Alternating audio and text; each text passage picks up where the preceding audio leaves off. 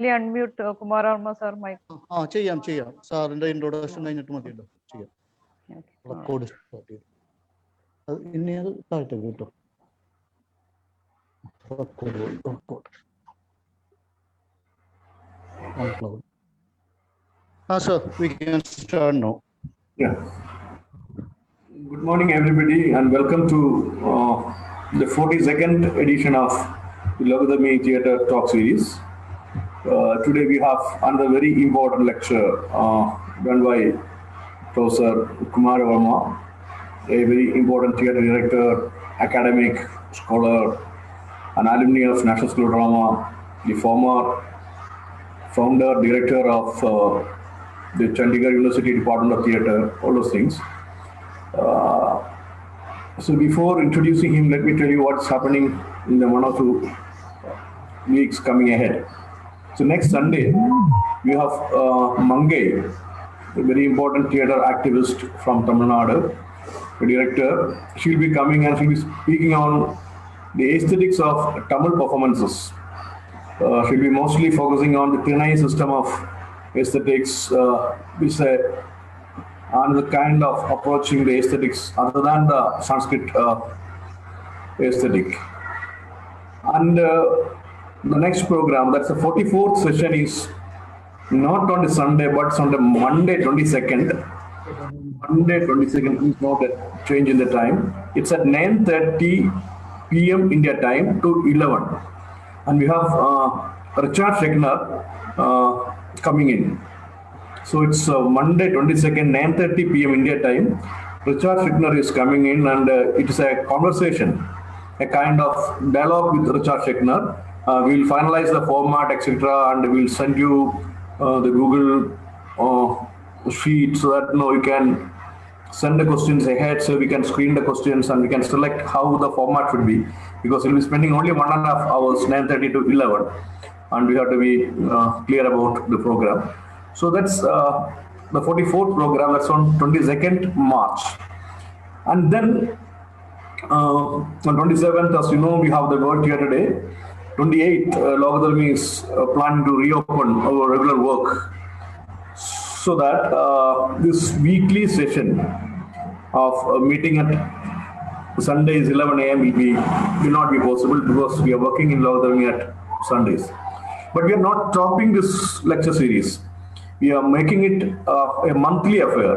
Every second Friday evening, 7 to 9, we'll be continuing this, so that we can have this contact and very meaningful interactions to continue on. So even if the pandemic goes, this session will continue, but once in a month, not every week. So that's the program ahead. Today it's Kumara Varma, next week it is Mangai, and then Richard Schechner to end this weekly series, but we'll continue.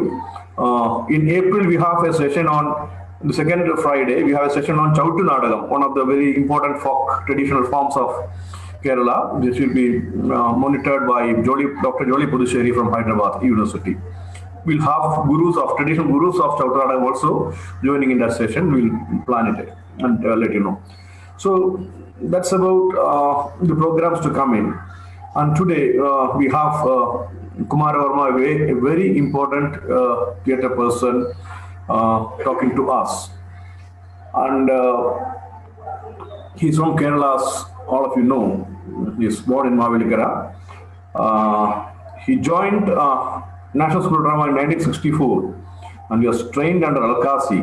He was one of the Alkazians who follow the system and approach, the very scientific, systematic, disciplined approach of making theatre, and one of the very active Alkazians living in the country right now. And after passing out from NSD, he has worked in the repertory for some time, and came back to Kerala to have a very, very important short span of work. But that work is very important. He was one of the persons who was instrumental in modernizing the theatre of Kerala. That Nataka Kalaris, the theatre workshop series under Sankara Pillai, He was the real practical person who made what is the practice, what should be the practice in the theater workshops, Nataka Kalaris. So he was doing it.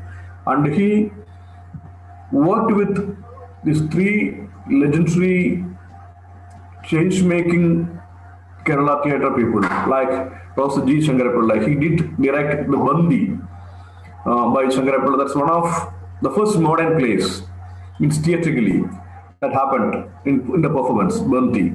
And then he worked with Sreekantan Nair.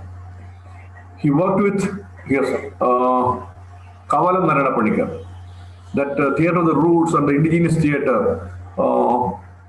He was the first director who produced productions like Sakshi, directed productions like Sakshi, Devatar, and continued to work with Panikkar till Ottayan. He was doing it. And he directed Sagedam by C.N. Sreekantan Nair. So all these three important people of Kerala theatre, Sankara Pillai, C.N. Sreekantan Nair, and Kavalam, and the productions he made with the text are those productions.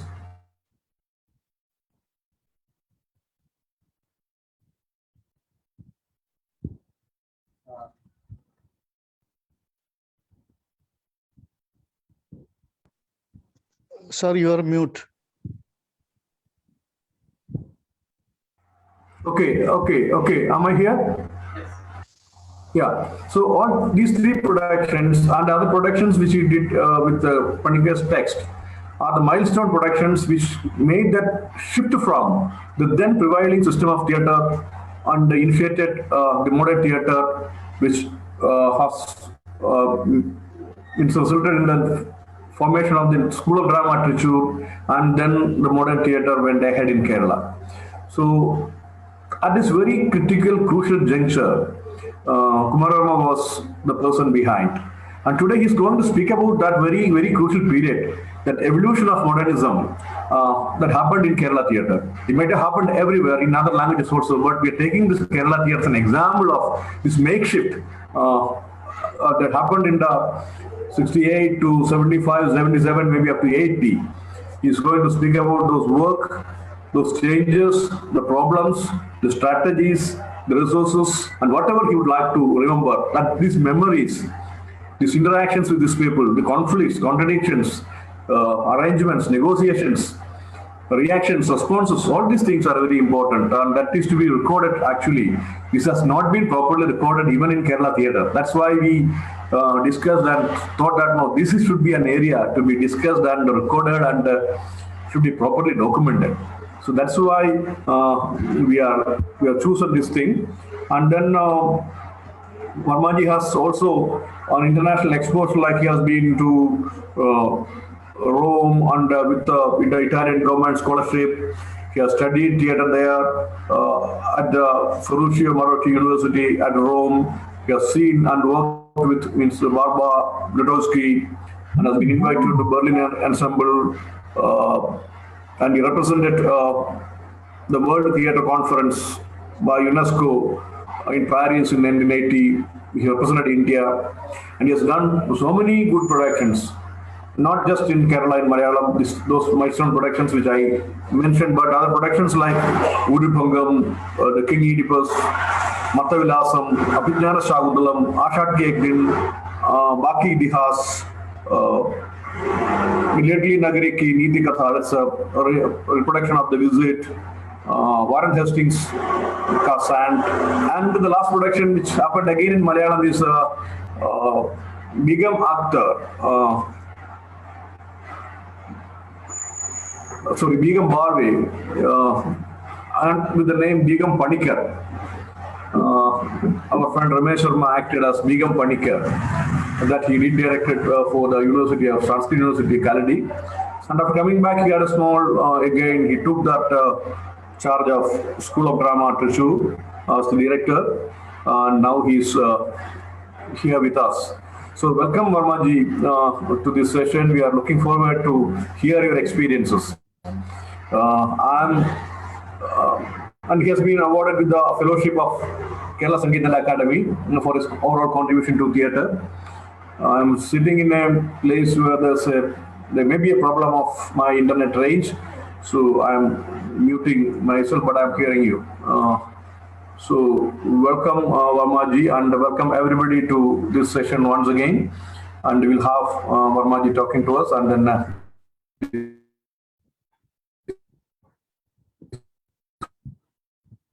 Should I start?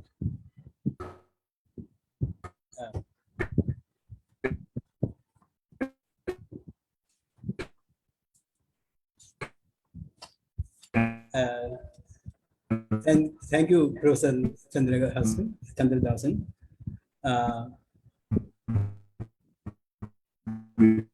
And friends, today I am asked to talk about the modernism, the evolution of modernism in the theatre of Kerala. But I have changed the title a little. I have made it the evolution of modern theatre practice in Kerala theatre. Because when you see the history of Kerala theatre, it could be noticed that in playwriting, modernism came much earlier.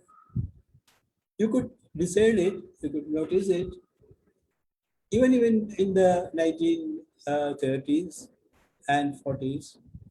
You have actually in world drama, the modernism starts with the advent of industrialization and coming of realism and naturalism. And we have great playwrights like Ibsen, Strindberg, and Chekhov and others. And this influence had come to Kerala very early in our playwriting.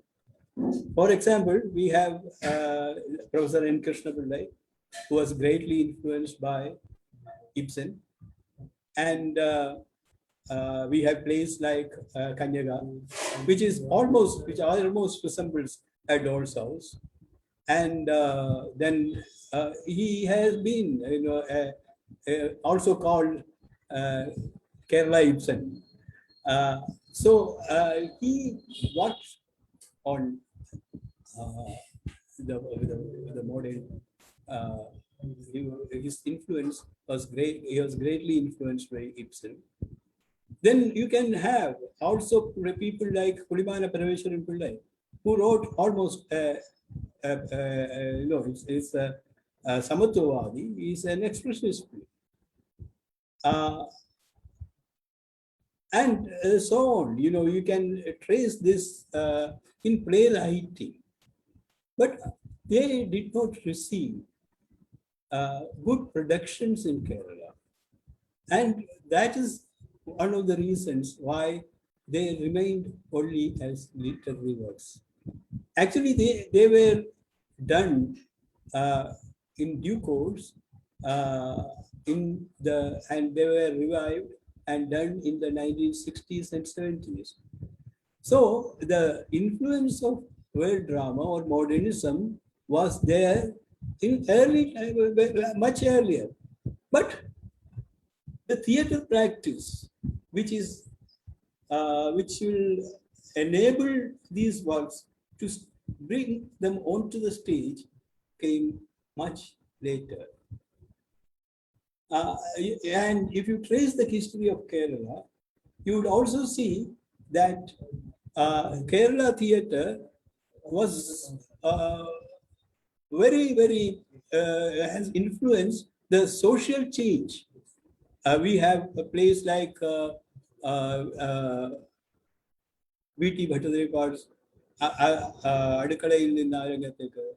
which actually changed the thinking and also revolutionized modern and brought in a renaissance in Kerala theatre, in Kerala society. And politically also, Kerala theatre has been very, very alive. You could see that the establishment of the Communist Party or the leftist thought or the influence of the leftists, where the popularization of this thought, the leftist movement, was done greatly enabled by the KPAC, Kerala People's Arts Club, and Topil Bhasi's place, like Ningalane Communist Aki and so on. These actually revolutionized Kerala society. Later on also in social issues, there were many professional theatre groups working like the KPSC, like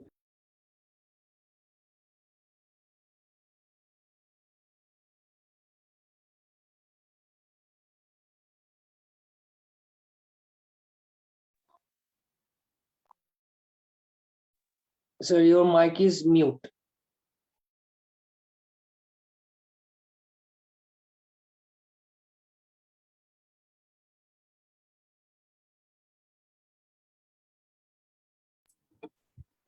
so you could not hear me so far?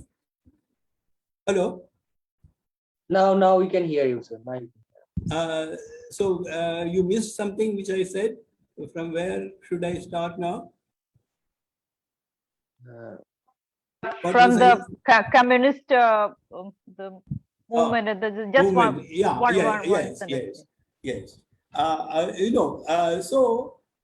Theatre enabled the political, popularizing the political thought also of Kerala.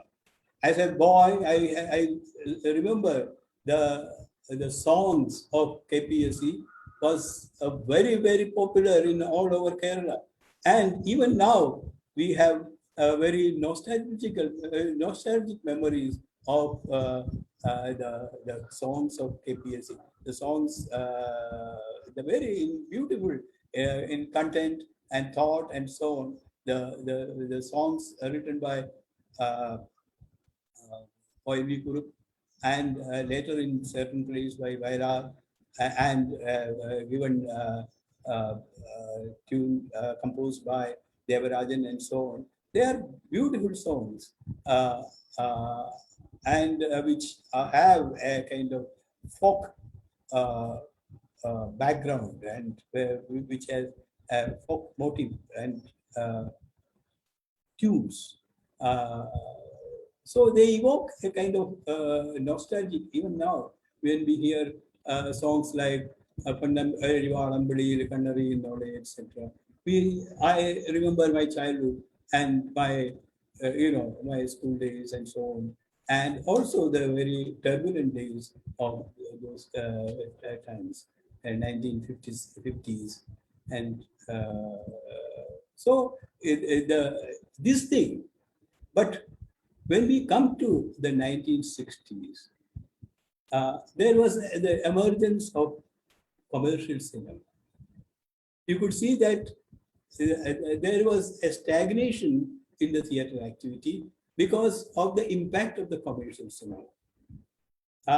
That was not very much noticed, but slowly the theatre activity receded.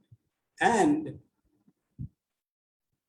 the impact of cinema was very, very, very prominent. And many professional theatre groups had to adopt the film techniques and formula that system in the commercial cinema. That is why the theatre activity has slightly, not slightly, actually impacted the theatre activity in Kerala. And there was a kind of stagnation. When you come to the later part of the 1960s, that is 1967, 68, and so on, this was very much felt by the theatre workers in Kerala. And what was the solution for this? To bring the theatre again to its former state. was taught. And this many people like Sankara Pillai, who was a professor at one of the colleges in Kerala, Shastra, and a brilliant writer like M. Govindan, and then the playwright C.N. Sreekantan Nair, the poet, modern poet who brought really modernism into Malayalam poetry, Dr. Ayyappa Panikkar. All these people worked together and thought that there should be, there is a mismatch between the play writing and also the theater practice. So how to bring them together? How to have a new modern theater practice? Because they thought that without having sound knowledge of the in various very sound knowledge of theoretical and practical knowledge in theater, you cannot have good theater in Kerala. So they theater is a composite art, and it has various elements like stagecraft, like scenic design, then even theater architecture, and various ways of staging plays, and then lighting, makeup, and costume design, and so on. And unless you have very good experts in these fields, modern theater activity is impossible, they thought. And for that, you need training. You should give training to people so that people become adept in these various elements, and also in play directing plays. That is how Nadaka Kalari movement started. Nadaka Kalari means Nadaka, is drama. Kalari means workshop. Actually, workshops, they are not workshops.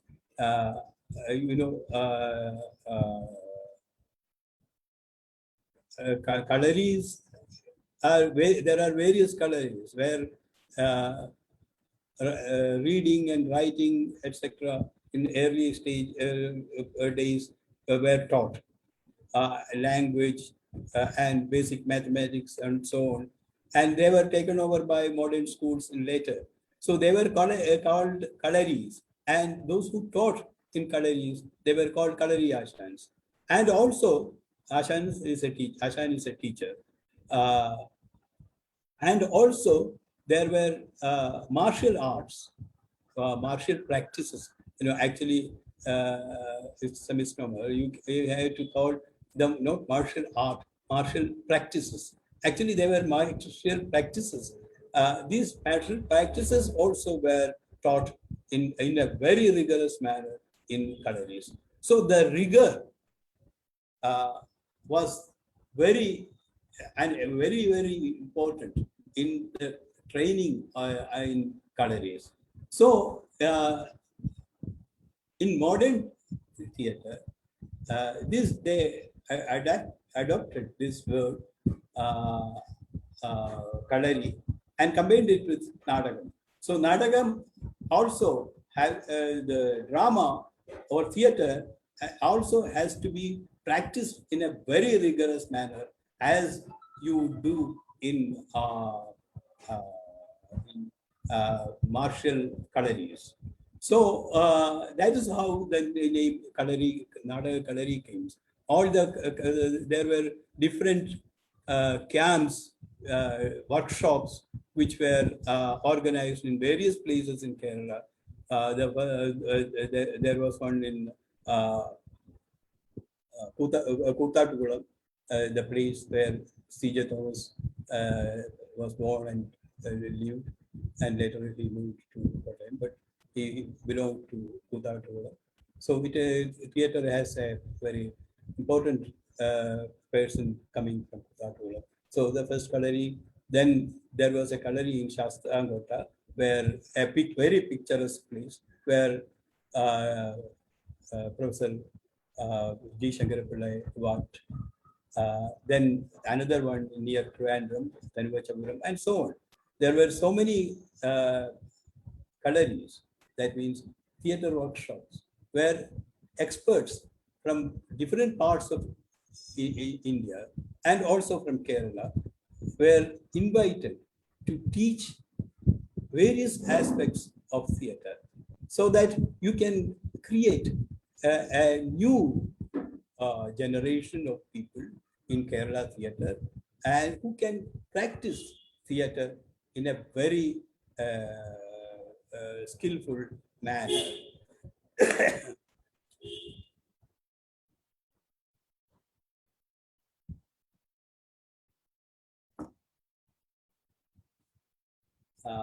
So these galleries continued for some years. That means 3 years. And there was a body now of people who were introduced to the modern theatre practice.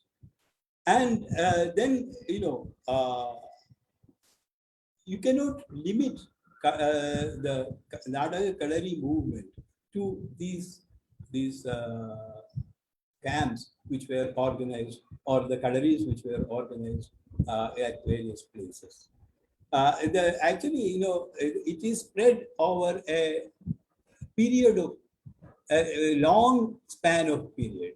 That means about 10-15 years, as Professor Chandra Dasan told us. And its ideas emerged during that time of a long span of period. And it actually starts in 1967, and it ends sometime by the establishment of the School of Drama in Trichur by the Calicut University. So it has a span of about 10 years, and also it continued even after the establishment of School of Drama. It continued. You cannot say that the Nadaka Kalari movement was is limited to these galleries. No, and I will explain what were the objectives of the Nadaka Kalari movement. I came from National School of Drama in 1968. I passed out in 1967 under Al-Qazi. And then stayed over there for a year in the repertory company and came back and joined this Nadaka Kalari movement. My friend and classmate, Professor S. Ramanujam, he came earlier, 1 year earlier. He did not wait, he did not join the repertory. He came here, and before me, he joined the Nadaka Kalari movement. When you think about the Nadaka Kalari movement, one thing is very important. Nobody who were involved in the Nadaka Kalari movement ever called it the Nadaka Kalari movement. We never thought that it's a movement. Actually, the name, it came much later, and it was given by the critics and people, others. I never felt that I was part of a movement. There was an enthusiasm in each and everyone. If you take Sankara Pillai or Kavalam or Sreekantan Nair, or the ideologue or demagogue like M. Govindan and the poet Kavalam Panikkar. We never felt that we are a part of a movement. We were doing things, and with great enthusiasm and involvement. And time passed like that. And later, people called it found that it's a movement and named it as the Nataka Kalaris movement. So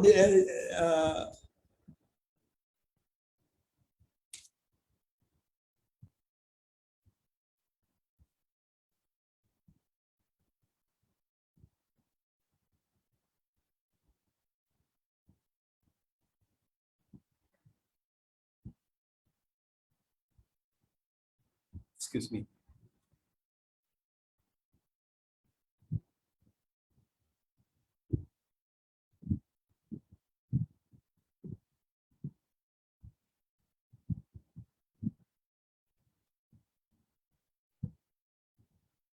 So let us go back to the theater, the practice. Let me repeat once again what I said earlier. You see, in those days, there were certain people, some scholars, still believed that the theater is a literary work. Not theater, drama is part of literature. And a person who is adept in appreciating it can still appreciate it, and you don't need a staging of it, even without staging a play or seeing it or witnessing it, you can still enjoy it. And this was so prevalent in many among many scholars. So, but theater Nadaka Kalaris established that this is not so. The most important thing, even when a play is written, it is written to be staged. And the life of a play becomes complete only when that play is staged. And that is why that was the one very important change in the thinking that Nataka Kalaris brought out in those days. And another very important thing that Nataka Kalaris established is what you can see is the emergence of director. Director as a person who is an artist, who controls every aspect from the interpretation to every aspect of the theater for the interpretation of the play.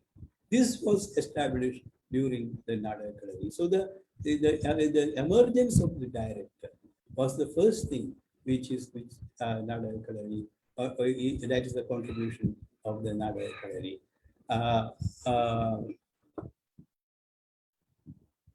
And then the Nataka Kalaris movement also felt that people involved in this movement also thought that there are a body of plays which have never got, as I told you earlier, which have never been successfully staged. For example, plays like C.J. Thomas, 3 plays, very important plays. He has written many other plays also, but very important 3 plays. That is 1928 crime. Then then another play, Avan Veendum Varunu. Then Pulimana Parameshwaran Pillai's Samatvavadi, which is an expressionist play. And C.J. Thomas play Avan Veendum Varunu, as people have misunderstood it. so far as a realistic play, whereas it is not a realistic play. It is many ways it is different. And nowadays people are trying to find it different. Then N. Krishna Pillai's plays. All these plays were not staged or staged unsuccessfully staged because the persons who were doing these plays did not understand the language of the theater completely. So it was incumbent on the Nataka Kalaris persons to involve in it, to rediscover these plays. So there was a long list of plays which were revived and done in a modern interpretative manner. So you have G. Sankara Pillai doing, Ramanujam also doing many plays like Sreekantan, I don't know, C.J. Thomas, Avan Veendum Varunu, Crime, and then Amanushini, and so on. And actually, a very important production of Pulimana's Samathu, which is, as I told you earlier, it is a expressionist play, which has all expressionist elements in them. So Pulimana's this play was done by D. Sankara Pillai, very successfully staged in Trivandrum. And then C.J. Thomas plays, and so and also N. Krishna Pillai's Kanyaka, which was done again by Sankara Pillai in Trivandrum. As Professor Chandradasan told you earlier, my own production of was in Trivandrum. It was also it was felt that after doing so many plays in the Kalari and also in otherwise, it was also felt that without having established theater groups, it would be futile to do plays, because when you do in those days, when you do a play, it was it ended with one show or two at the most. And if you have a set of actors and also technicians and also a group, well-established group, it was thought that one could repeat these plays for an audience. And it was also felt by the people that the actors actually they get training and also they become better by confronting the live audience. And it was very so the plays, it was important for having theater groups. And those days, earlier to 1967, before starting all these Kalaris and so on, G. Sankara Pillai had started his own theatre group, Prasadana Little Theatre Group, in which there were very good actors like Gopi and others, and even another person like Narayana Panikkar, and so on. And also in Kottayam, C.N. Sreekantan Nair started his theatre group Navarangam and did many of his plays and also world classics. He introduced world classics to people in Kottayam. But they felt that the plays which they produced were ended with one or two shows. So there should be very well established theatre group with the support of directors, technicians, uh, and also dramaturgs. Uh, it was very important to come people together, the like-minded people. That is how people like Sankara Pillai, Sreekantan Nair, then P.K. Venkutan Nair, a brilliant actor who was the brother of another very path-breaking uh, uh, director in Malayalam, P.K. Vikraman Nair. Venkutan Nair was a very good actor. We have worked together.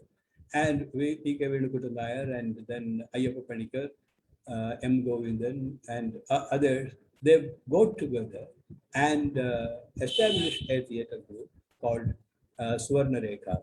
Suvarna Rekha's first production was directed by me. They asked me to do it. That was the time when I had come from the National School of Drama, and they asked me to do a production. And the first production of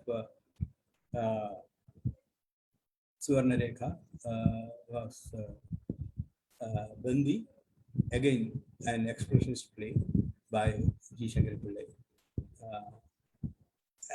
So that was a very difficult thing for me to do because after having worked with Al-Qazi and having done 2 productions in National School of Drama, I was coming back to Kerala and working with all these stalwarts of Malayalam theatre.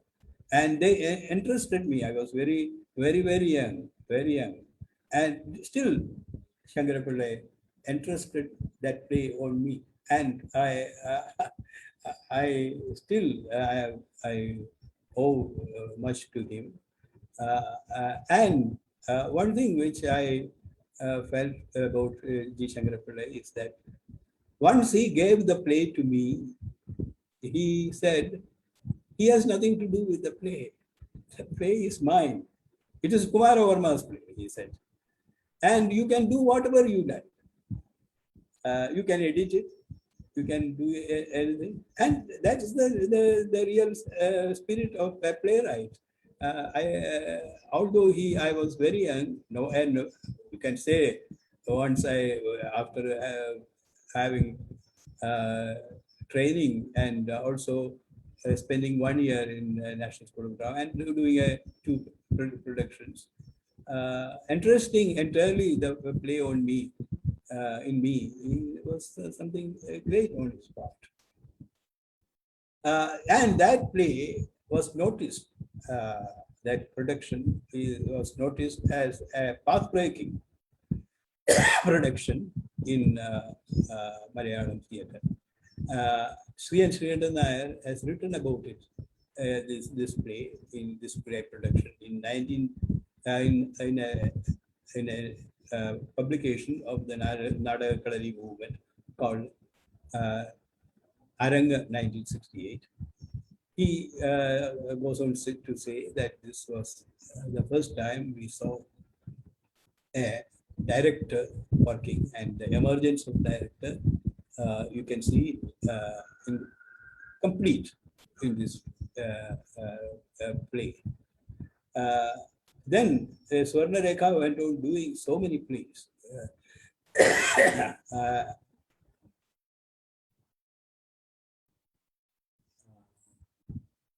Second play, which was Saketham, written by C.N. Sreekantan Nair. After witnessing the plays, when the C.N. told me that Kumara Varma, you have to do my second play. You are the second play of the group, and that is my play, the Saga. That is an entirely different play. It is a tragedy based on the death of Dasharatha, based on Ramayana. And this play is a tragedy and very closely similar. You can say in its technique and writing, you can see the influence of Shananui. I had seen the production of Antigone by Alcázar. And there, in writing the play, there could be some kind of, you can trace some influence. But he is doing some working on an Indian myth. And also, he also was analyzing it in it, the sin, the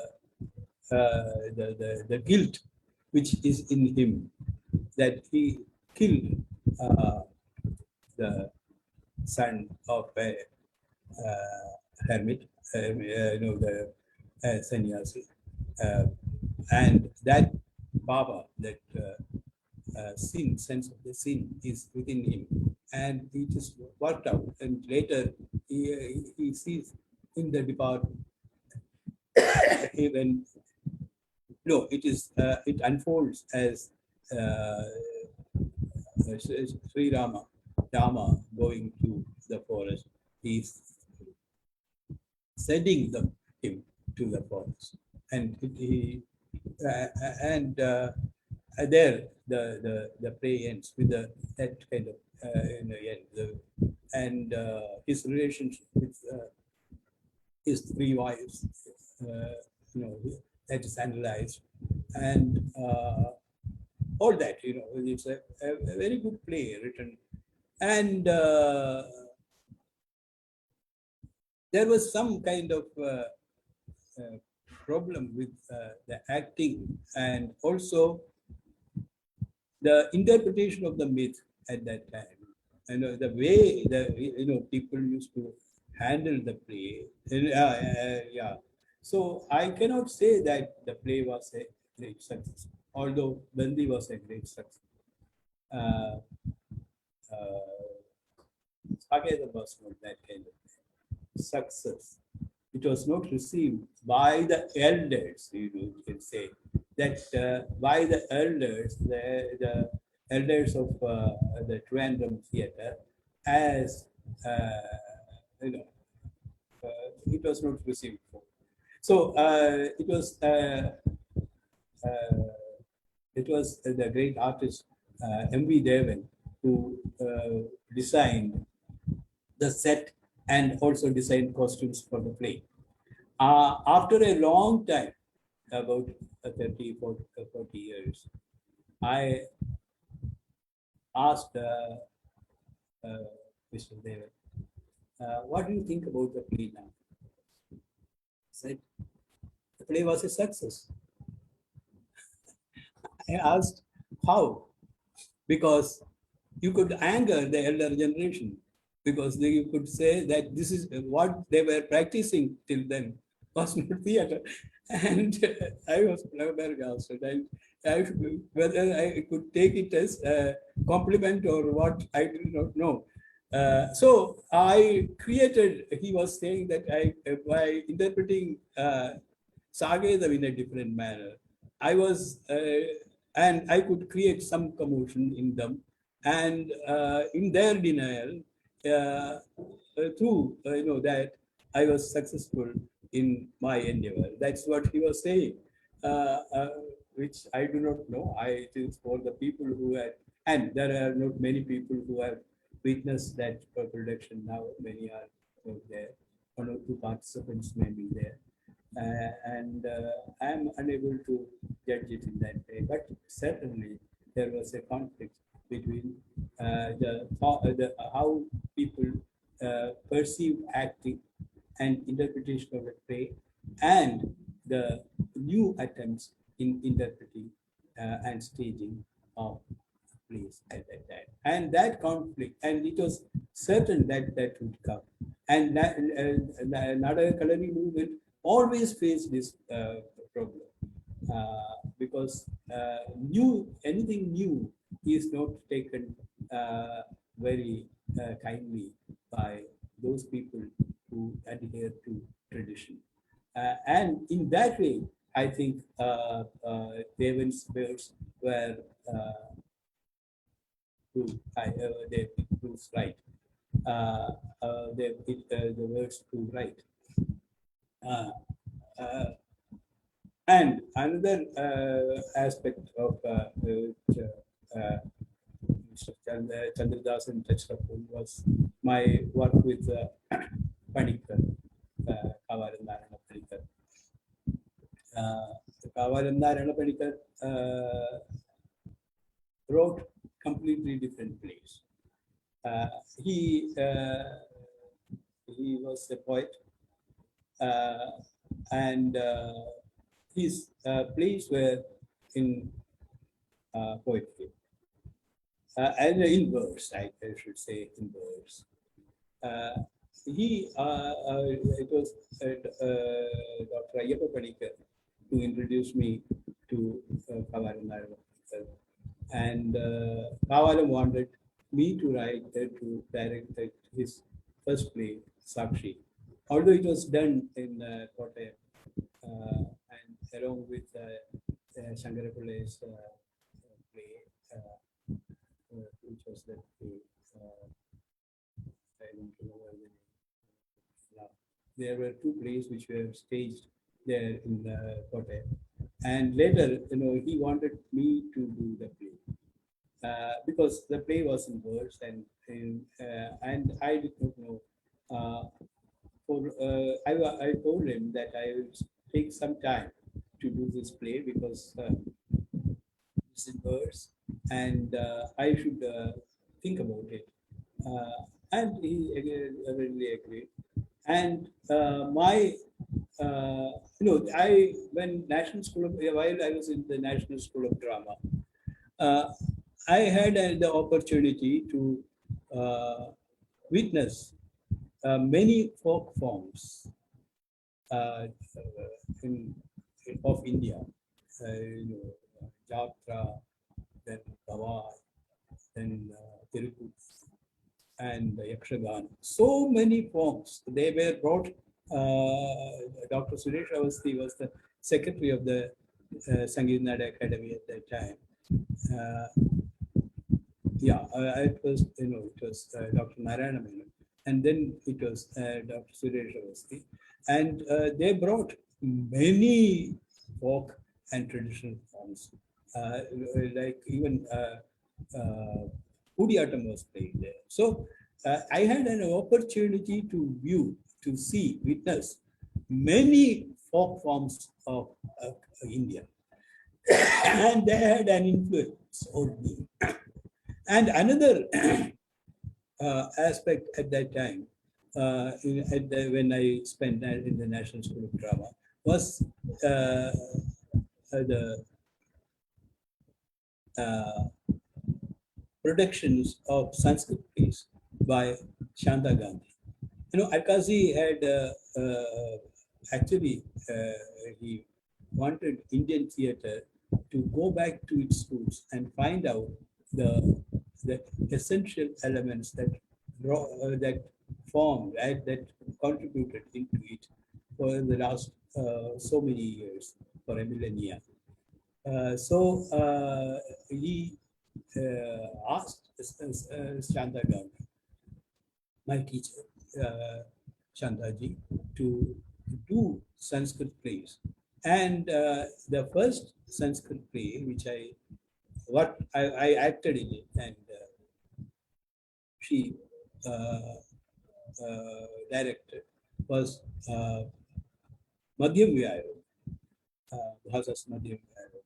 And this Madhyam Vyayog can be said to be the first play, Sanskrit production, in which she tried to interpret, she as a director, tried to stylize or interpret the play in terms of Natya Shastra. I do not know many people understand this, this fact. That was, you can say, many people had done Sanskrit plays that time. But this was the first play, Shantaji's Madhyam Vyaya, was the first play in which she did try to interpret Natya Shastra. And I was also involved in it as a director. No, sorry, as an actor. Second play which she did was Bhagavad Gita. And the third play was a great success, and it was a very brilliant production of a Bhavai play, Jasma Order, which actually liberated the actor. There was a lot of singing, dancing, and so on. The Bhavai form, which was interpreted in a modern context. And it was a brilliant production, and it was taken around in all so many places by Alkamsi, by the National School of Drama. And so many, it was revived also later. And brilliant production. And actually, that play liberated the actor, and it gave a new dimension to Indian theatre, you can say. So many people do not, even in the history of modern Indian theatre, I seldom see this play mentioned. So I had an opportunity to assist her. Now I had come to the repertory and I was assisting her in this production. I was the stage manager and also assisting her in the production, and that was a great experience for me. Another experience which I gained at the National School of Drama was by observing the plays of Shambhumitra. As we all know that he interpreted Tagore's plays. Tagore, who is plays in that form, is very difficult, not much viable for a modern actor or audience. But for the stage, Shambhumitra invented them, a style by which effectively he could stage this plays. And the way the speech was delivered, and there was a clear influence of Bengali folk form Jatra in it, and it was brilliant performance by Shambhumitra. The way he enunciated, he worked out the speech of the characters, and there was dance, music, singing, and so on, and very brilliant production. So I had seen him working during rehearsals, and this was also a great influence on me. So when Kavalam told me that you do all this play, I remembered all these things, and they conjured up a kind of scene that is which I try to use in interpreting his first play, Sakshi. And as you know, Kavalam is a very good, yes, brilliant, very good background of the Kutanada, the folk forms of Kutanada songs, singing. He himself sings. He's very adept in his tala, that means rhythm, and so on. And while working with him, I had also his nephew, Padmanabhan, Kavalam Padmanabhan, who is a brilliant percussionist and also a flutist. And my association with him, and also Panikkar, and also my background of the National School of Drama. And I should also say about Alkasi's production of Anthayu. That also taught me how to use the words in place. All these things added on to my production and helped me in doing Sakshi. And that Sakshi was a success. It was shown and it was new. There were many critics. Is this the way to do a play? Singing, dancing, and that's the end of your theater. These days, the way.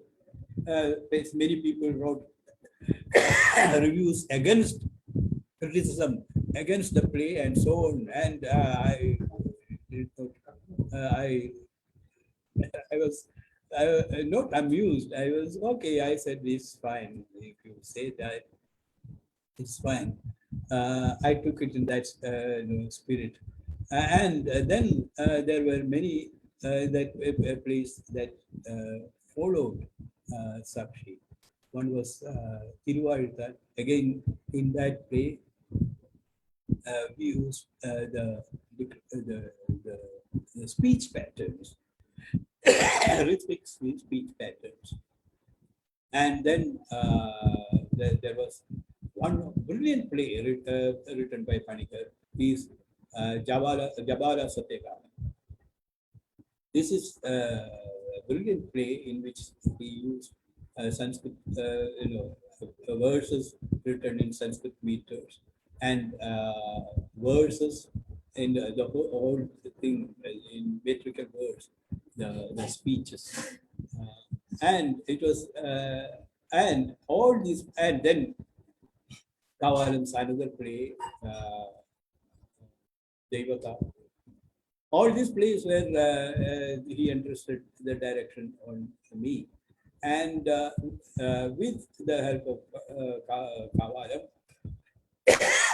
and also my friend Padmanabhan, we could find style akin to these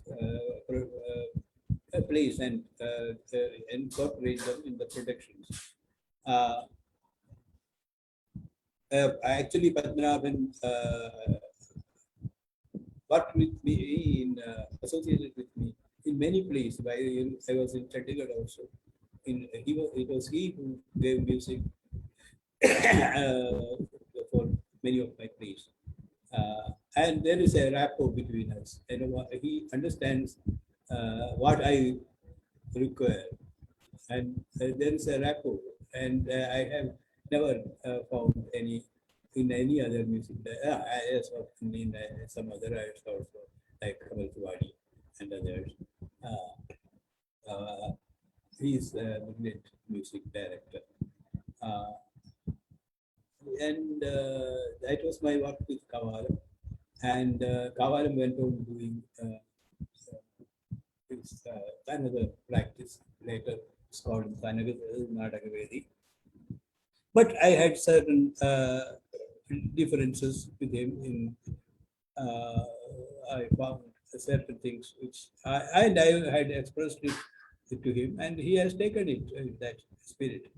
A difference of opinion with in his handling of talas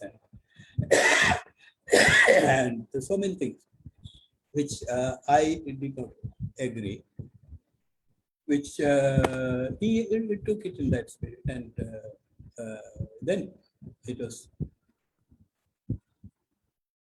difficult for me to continue in Kerala because I had no regular job, or I was not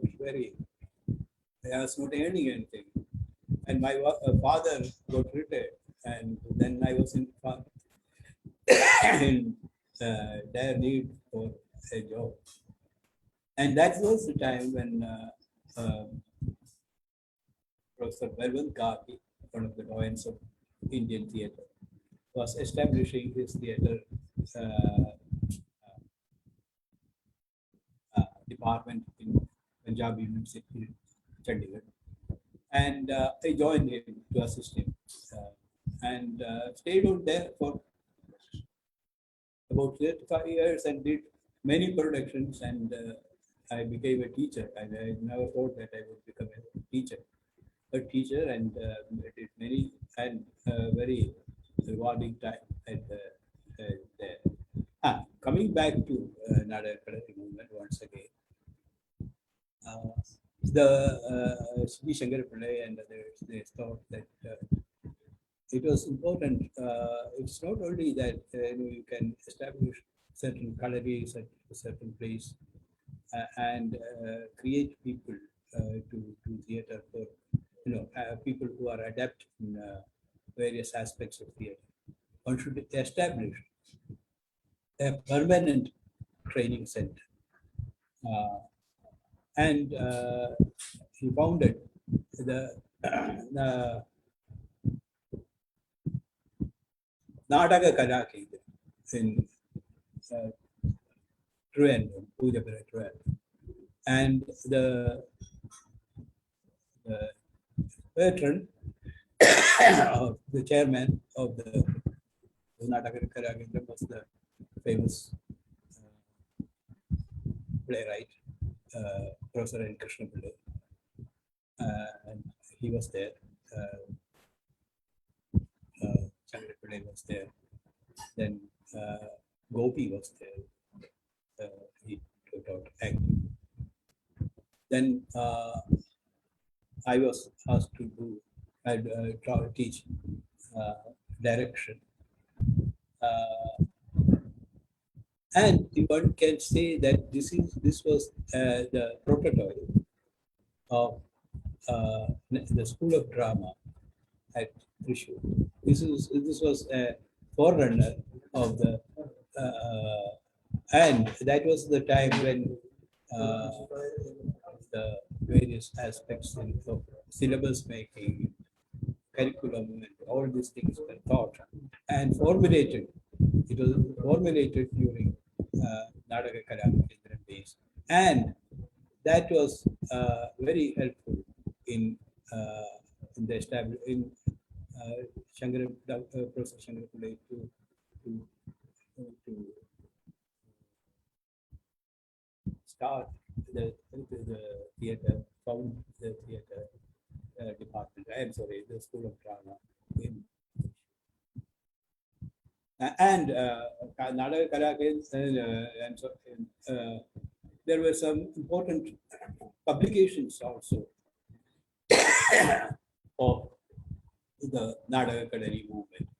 Nadaka 1968, which was the history of the Kerala theatre and also the contemporary theatre till 68 is there in various contributed by and articles contributed by various people.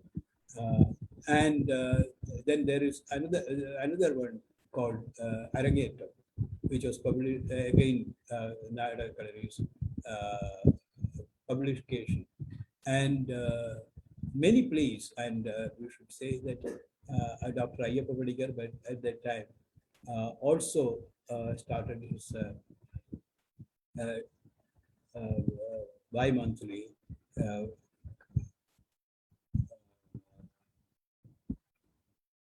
called Kerala Kavita, in which many articles and many plays were published.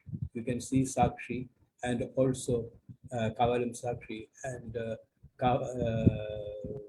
Sankara Pillai's plays, and so many plays also published in Dr. Ayyappa Panikkar's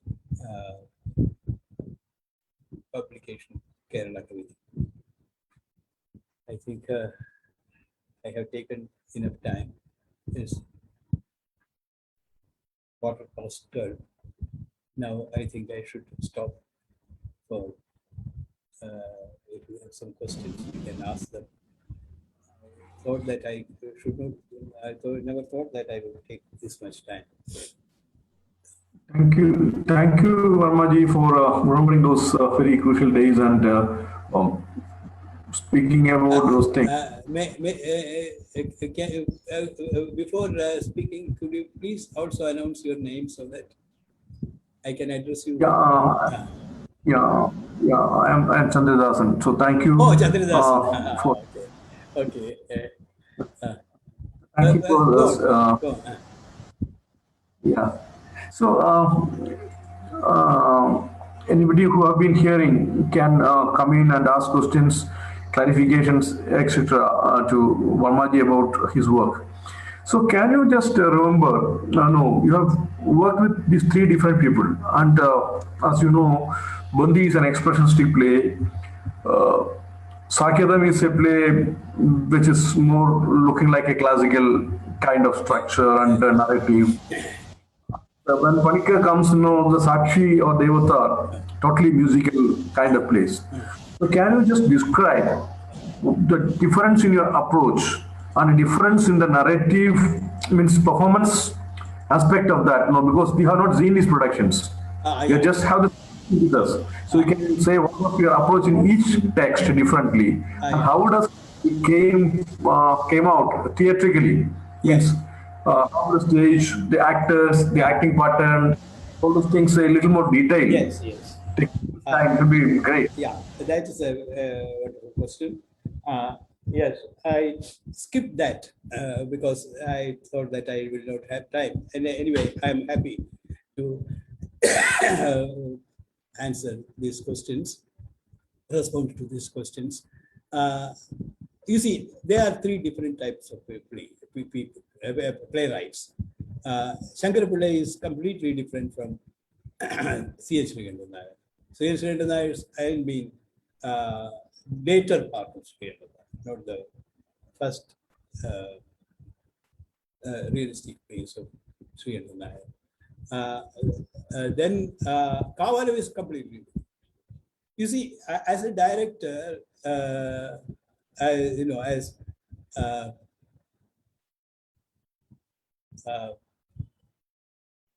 Shambhu Mitra called his group Bahurupi. See, you should have many different images of yourself. So you have to, the actor is called the character is called the patra. You have to put yourself into that patra to become to get the shape of that is it, the shape of that vessel. So you get into the vessel. So I try to get into the vessel of Sankara Pillai's plays, and then to CNs, and then to Kavalam. You see, I think the director also has to be Bahurupi. I never allowed myself to be set in one style.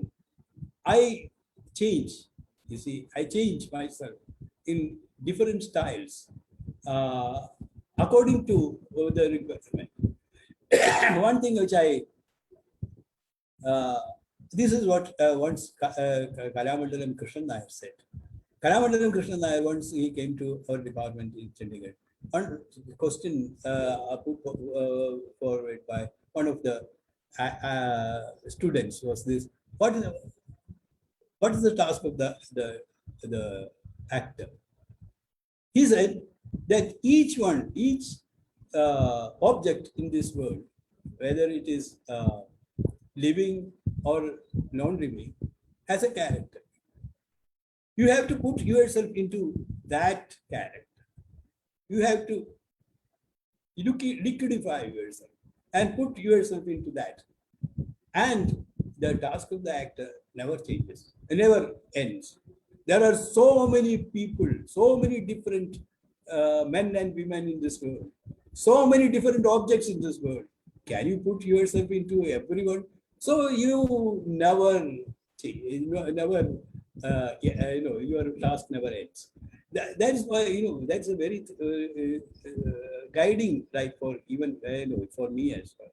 I have never stopped myself in one style because I have seen in the many things, learned many things from realism.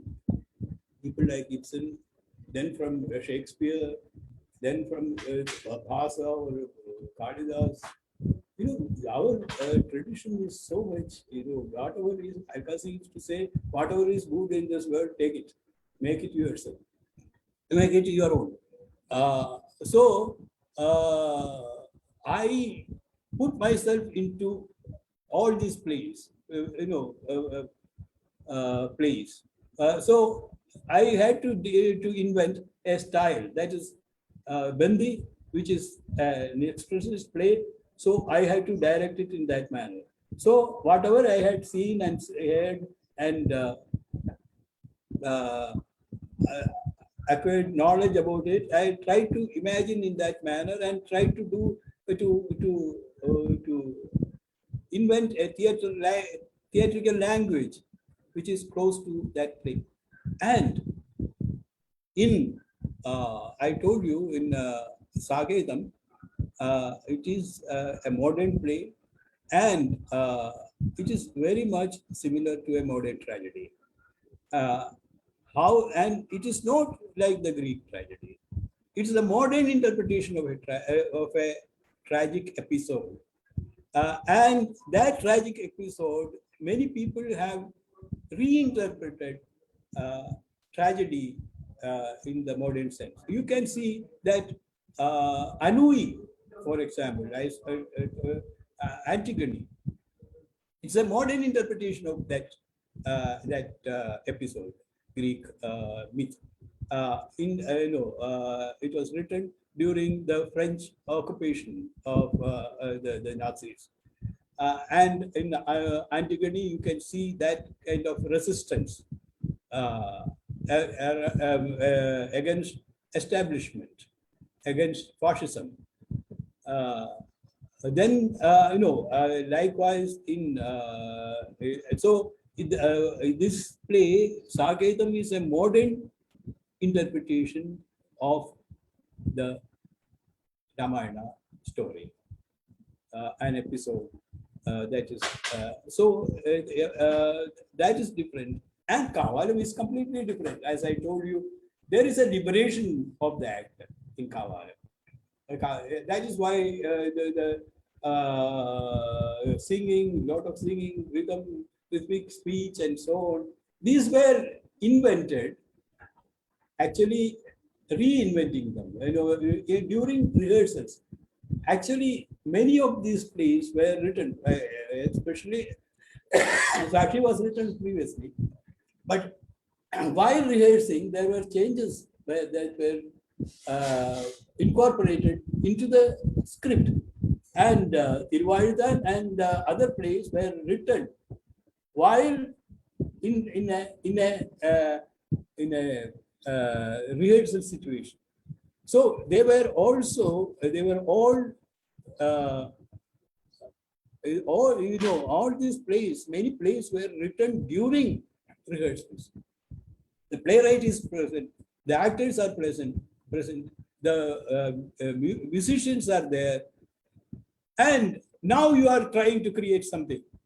You have a situation, and the playwright reacts to that, and that is written, and he gives you a kind of them in words, and then the actors take over, and then it's interpreted.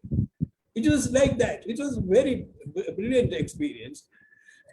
And that is why his earlier plays are very, very, very vibrant and live, because they have the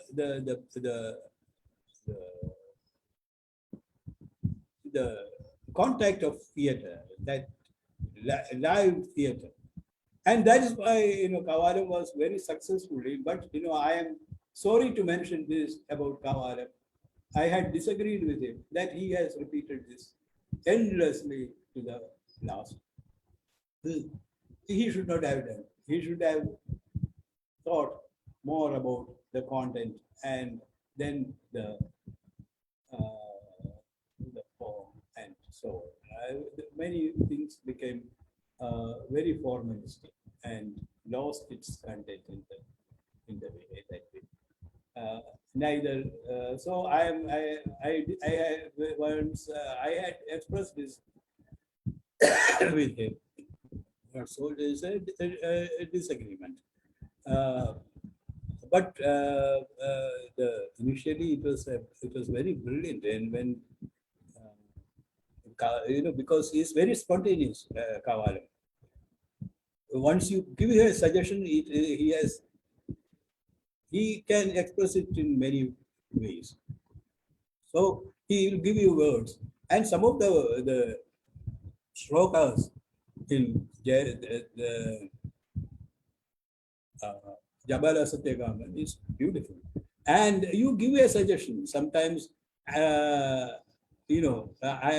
am very familiar with modern playwrights like Chenet or like that. So, character within the character. So that you give him a suggestion that the actor now changes it or herself to the character, and then that character becomes another character, and find words for that. He would find immediately. He would respond to it. So that was the type of work I had with Panikkar. Panikkar was very spontaneous in that way. There were three different people. Although CN was very, very modern, he had a great scholarship and a very good playwright and very modern ideas about theatre, but he would never allow you to change his words. He was in Kottayam when I did Saga. I did some editing in the play, and he would not approve. Okay, Kumara Varma, if you do not want my words, that is what he would say. You can delete them, but I want them.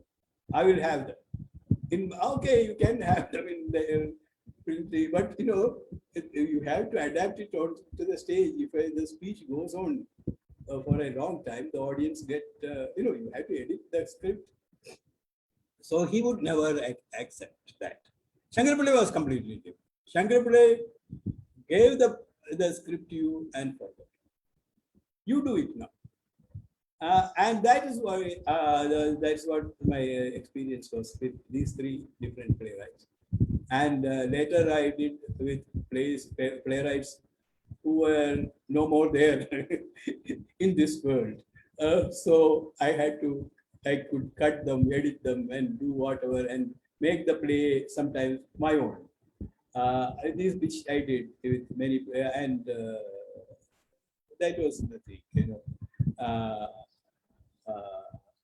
So that was my experience with these three great playwrights of Malayalam.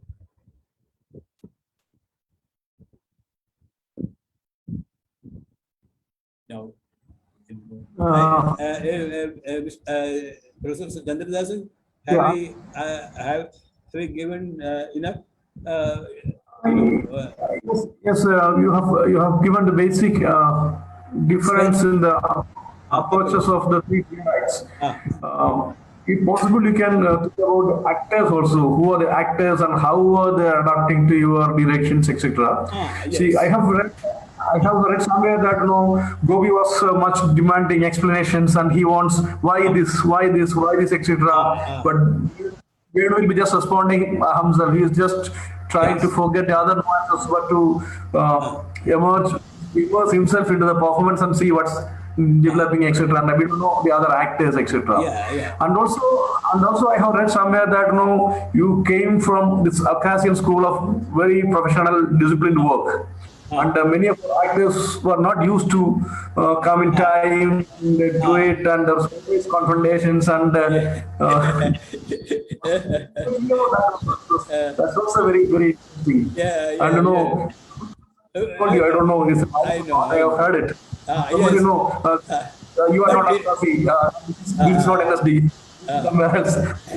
Such things also has happened. So these things should be personal interesting, but. Yes. And there are two comments by NG Unikrishnan and Satish Mohabbat in the chat box. After Varmaji explains this query, you can come in and ask it or tell him directly. If you are not doing it, I will read it for you. Shall I? Thank you. Should I answer, reply to your question, or then wait for? First you reply that, then you can go to Satish and Unikrishnan's comment.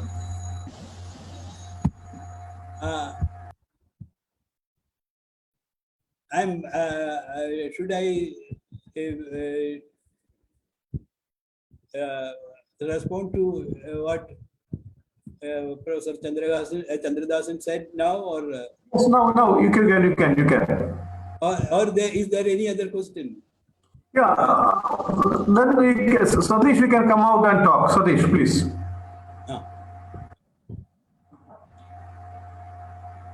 Hi, I'm Satish. Yes, Satish. Okay, thank you. Thanks a lot for your wonderful presentation based on your own experience, theatrical experience. And I have a question. You already stated that the term Nadaka Kalaris was a later coinage by critics, writers. Then what was that gatherings or workshops? Kutatulam and Shastakota were really caught by the organizers and participants of that time. Yes, I understand. That's a very this is what actually what you said. I understand. Because they were called Nadaka Kalaris. Kutatulam. Can you listen? Can you hear me? Yeah. Can you hear me? Yeah. Very well. Okay. There were Kalaris in different places in Kerala. They were called Nadaka Kalaris, but the movement was not given the name Nadaka Kalaris. The movement was different from the Sankara Pillai and others called them as Nadaka Kalaris. And then the Nadaka Kalaris, that usage came from the camps, and that was given by critics later. Actually, you should know that many people did not conceive this idea that drama can be taught. So some people derogatorily said that, oh, Kalari, they are Kalari people. And also they said Sankara Pillai and others were called Kalari Ashans. Derogatorily. So, they have come. Sankara Pillai was young at that time, you should know. When he died, he was 58 or so. But when the movement started, he was in the 40s. So the people who were elder to him said that, oh, this man has come to teach drama.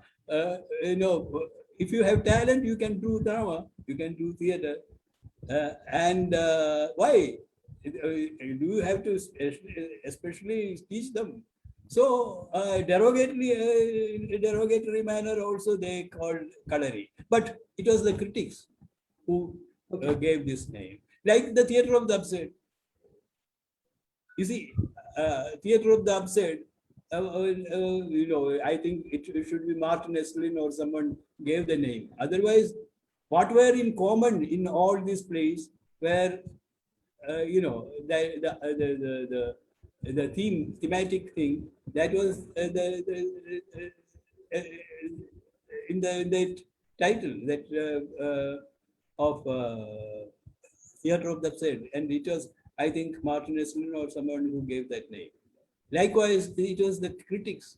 Critics means not the real people who knew what was happening. They gave the name Nadaka Kalaris movement. Movement is different from the Kalaris. It started with Kalari, and that is why that this movement started from this Kalaris. That is why they gave the name Nadaka Kalari movement. And I told you that you cannot stop it there, because Nadaka Kalari, when you talk about a movement, it had a long span of time. That means about 10 years. And much of its ideas were formulated during these 10 years. And the culmination is the the School of Drama at Trichur. Because I told you that there was Sankara Pillai and others. They thought that for real training, not only the Kalaris are not sufficient. You should have a established theatre training center. And that was established in Trivandrum, Pujapura, Nadaka Kalaris. And that was the prototype of School of Drama.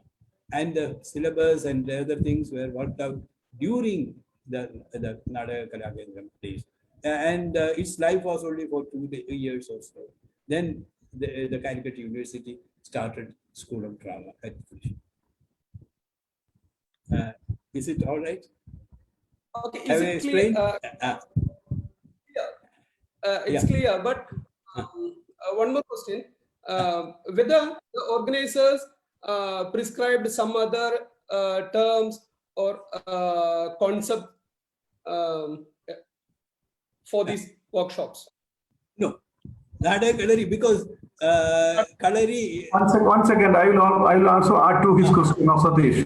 Yeah. So can you describe what was the routine activity of a Nadaka Kalari? Like what happened in Kavalam? What were the things, practices, like say whether there are physical exercises, Kalari or anything like that, the theoretic discourses and the rehearsals? Just tell us what was the format, what was the activities involved in the first year in Nadaka Kalari?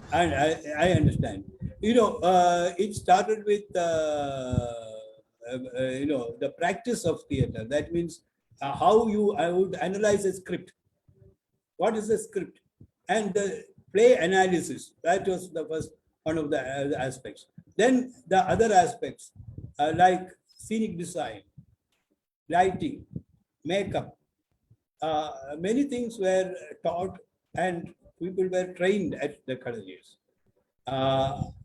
And how you would interpret the play through the set or the costumes, how they come in, and help the director in interpreting a play and in acting. The only style that was prevalent at that time in the Western school was the Stanislavski system. So 50 years back, 54 years back now. So Stanislavski was also taught. And later on, it was later on the things like going back to roots and Kathakali and other things came into the syllabus only later. Otherwise, it was in the that mode. Stanislavski system was taught in acting from internal to the creation of the role, interpretation. All these things were taught in that, and then the direction. How some people also were with people with direct, some experience of direction were also given training to interpret plays and actors who were established actors like Mavelikara Nair, he taught and also himself acted in many plays. Gopi also was that so. Gopi, as Mr. Chandradasan said earlier, there was a difference between Gopi and Mavelikara Nair. Mavelikara Nair had a lot of scholarship. He had read a lot and understood, and he seen the Trivandrum stage. He was the product of the Trivandrum stage. he was a stage hand at first. He had the schooling by his own under his brother P.K. Vikraman Nair, and he was an actor, but he himself took upon himself to train him more and more as an actor on the stage. So he would take instructions even from me. There was a stage difference between me and Mavelikara Nair, and so with all these people, Sankara Pillai was about 14, 15 years. All these people were elder than me, 12 to 15 years. Only Gopi was almost of my age.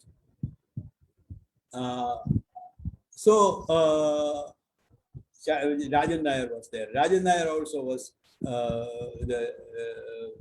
a product of the Trivandrum Amateur Theatre. So Gopi, Mavelikara Nair, and Rajan, and Vasanta. Vasanta was also a product of the amateur theatre in Trivandrum. These were the actors who acted, and there was one Jay Singh. These were the actors who acted in Bandi, and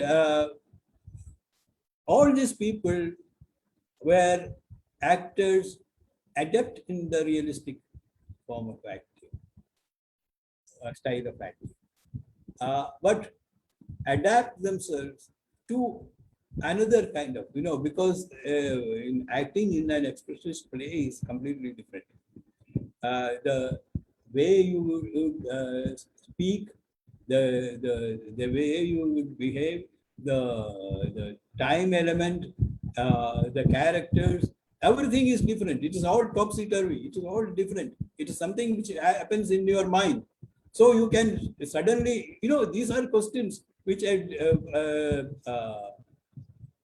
people who are familiar to realistic acting would face in a different style, like the expression style. So they would learn how to adapt themselves to this different style. So the whole acting style was different from the realistic style. This adaptation, Gopi was very inquisitive. He would not stop. He would ask always. So was Mavelikara Nair. But Mavelikara Nair could find solution for himself.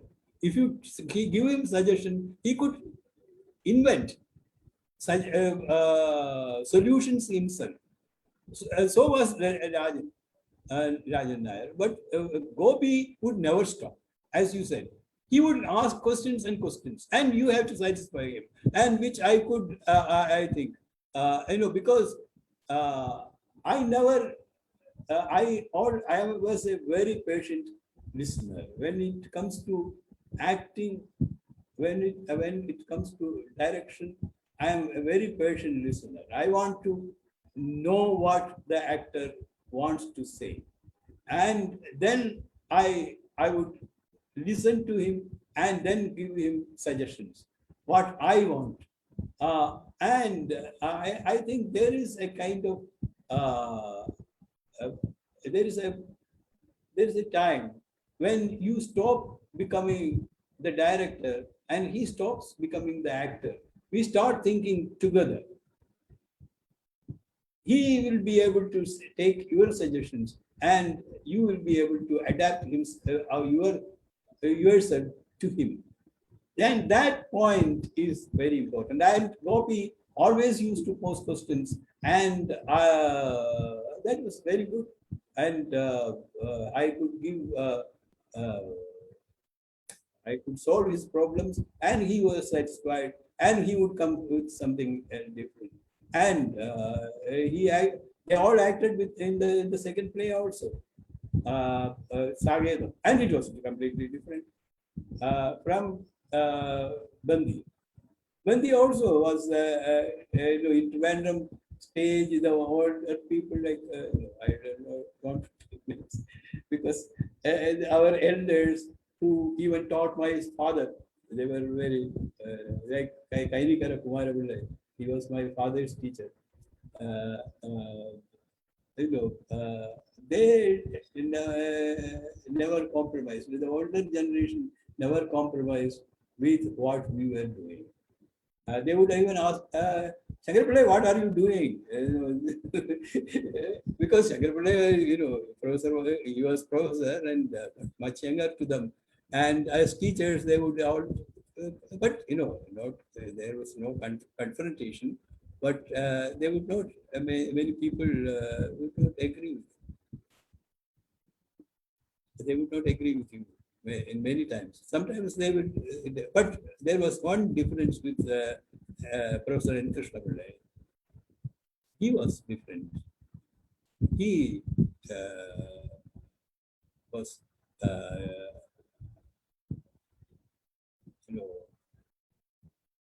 ready to change, because it was he who brought in change in the playwriting in Malayalam.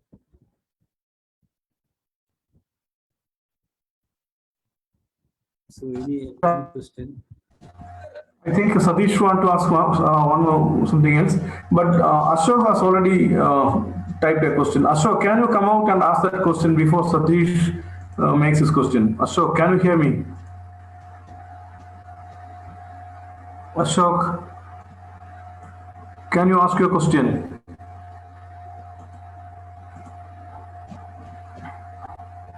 Or I will read the question, what Ashoka said.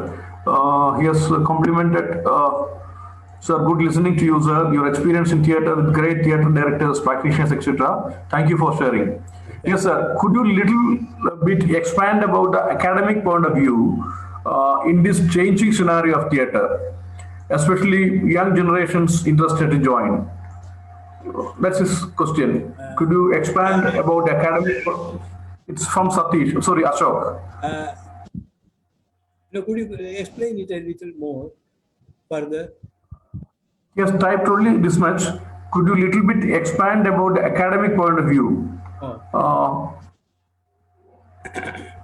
The changing scenery of theatre. And Benil Bishwas, there's a question I will come to you, Benil, after answering this. Academic point of view means people want to take. I think he has been asking about the change in the shift because from the 70s to this time, what has happened in 70s and what is happening right now, because the knowledge of theatre has changed and the practice has changed. Theatre, you see, anyone who is working in theatre has to adapt himself or herself in the changing times. It has not been static, you see. For example, I have never remained static, you cannot, because the time is changing and you have to adapt yourself with the changing times. And it doesn't mean that you should do what others are doing, blindly imitating others. There are many things happening in this world. And many things, influence you. Sometimes you have to reject them also. I have seen theater, all over the, almost everywhere. I have seen Grotowski's productions, performances. Barba, I have seen him in our department at Rome, University of Rome. Worked there in one of the workshops, and Berlin and so on. I know in also in Warsaw. But there are many things. Many, you cannot be influenced by everything. You have to find your own way. And in modern times, each one has to find one's own way of doing things. It cannot be one just. And as I told you, in 50 or 54 years back, the only acting style in the modern no, I am not talking about the traditional style. In the modern theatre was that of Stanislavski, which was prevalent. I heard about, yes, Bertolt Brecht was there. I heard about Grotowski in 1967 when first time when Alkazi went to USA and came back and said, no, there is a person called Grotowski, he does theatre in a different way and all that. That was all. And for long, we never heard about anything about him. And suddenly, after, the Berlin Wall collapsed, and just before that, you have great things talking about him. And then Barba came to India and Peter Brook and so on, But,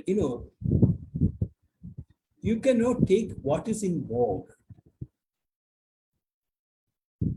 There are many things happening. Why should I do my theatre exactly as Grotowski would do?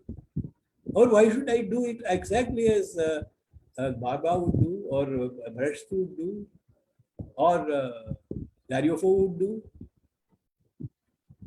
No, I should not. That's what I think. I should find my own way, and I should be truthful to myself. And as I told you that I have never done anything in one particular style. I have been a Bahurupi in the real sense of the word. I had many rupas, like the goddess as Shatarupa. I have Sahasra Rupa, and even that you would not satisfy me. As there are so many people, so many different ways of doing things. Do whatever you like and be truthful to you. That's all. How can I be similar to another person? How can you be similar to me or anyone else? I cannot be Shambhumitra. I cannot be Alkasi. I am myself. And that realization is the essential aspect of theatre. That's what I think. I am myself. That's an existential thought. And we were greatly influenced by existentialism in the 1960s.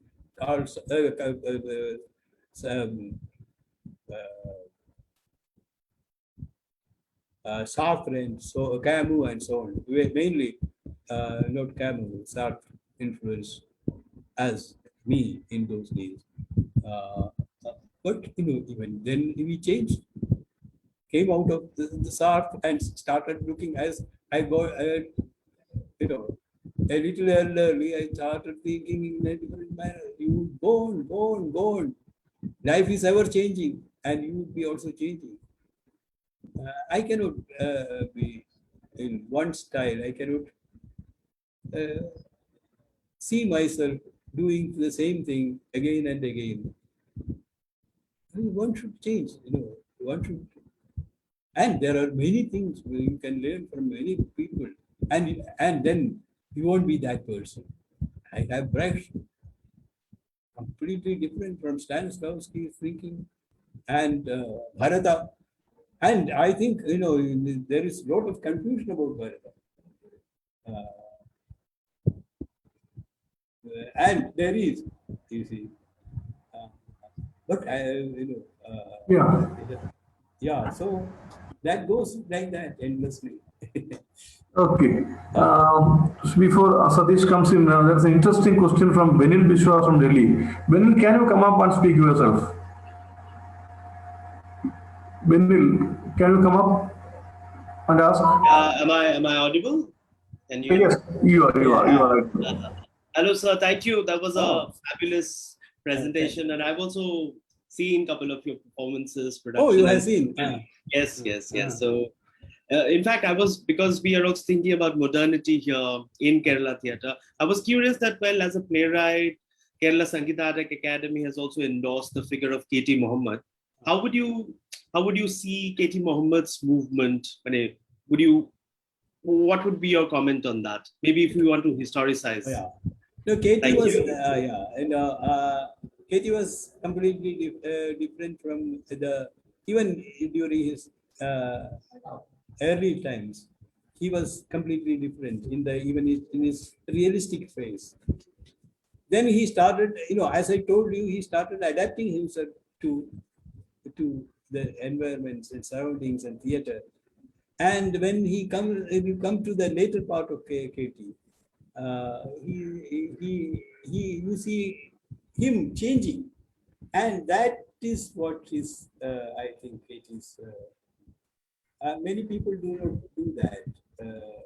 They remain. If you, I have great, but admiration for a playwright like N. Krishna Pillai, but he is called the Ibsen of Kerala, and because he has written a few plays, and in the Ibsen style, and he cannot.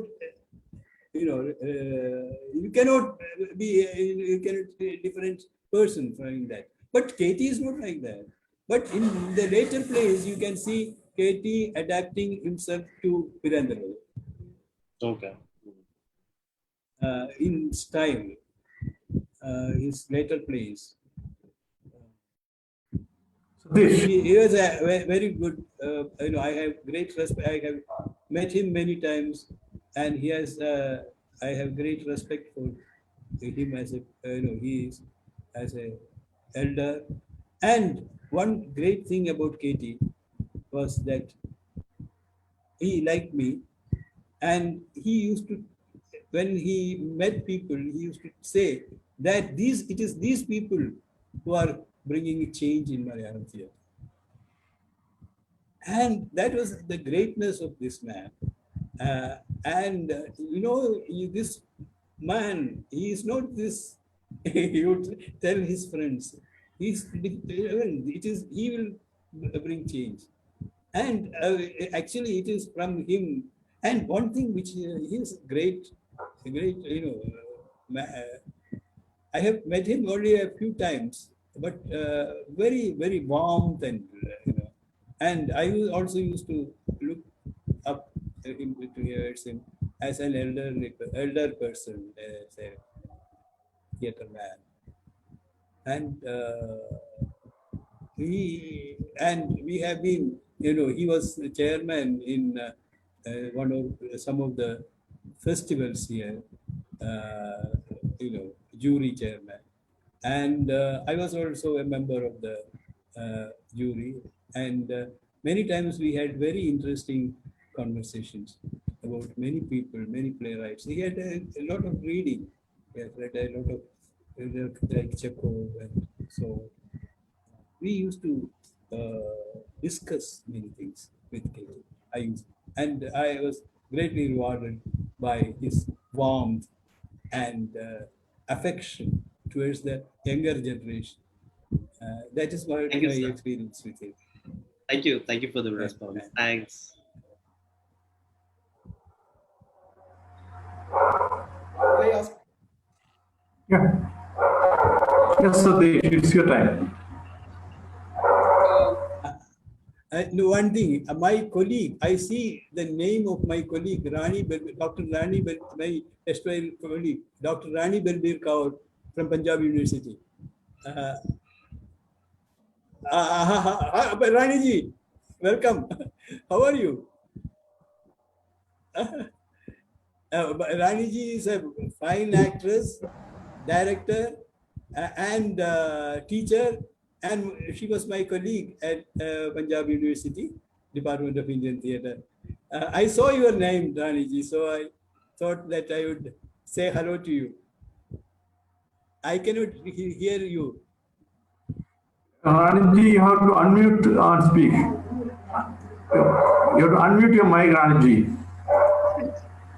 Yes. Yes. I have been the part of your discourse Yes. that thoroughly enjoyed. Thank you. And you are so unobtrusive, you are so unassuming, you are so relaxed the way you talk. I tell you, it's so stimulating, it's so unpretentious. And I love it the way you talk, Kumar. So much experiences, my God. good friends and good colleagues, and I We have remember been the days always. we still December. remain the best of friends. Yeah. Yeah. Yes. So, although it's been COVID and we are limited, but in Yes. another way, we are communicating with each other over Yes. Yes. virtual this thing, and this is some things very nice that has happened. Yes. And it's so wonderful Right. to listen to Thank you, you. Ranjit. It was wonderful to see you. I saw your name and I wanted to Yeah, talk I'm to you sorry after I a did long- not join from the very beginning. There was something, you know, all the time.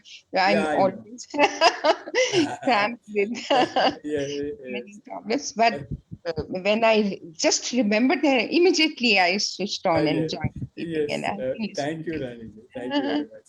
How are you? Fine? I'm fine. I'm all right. Thank you so much. Fine.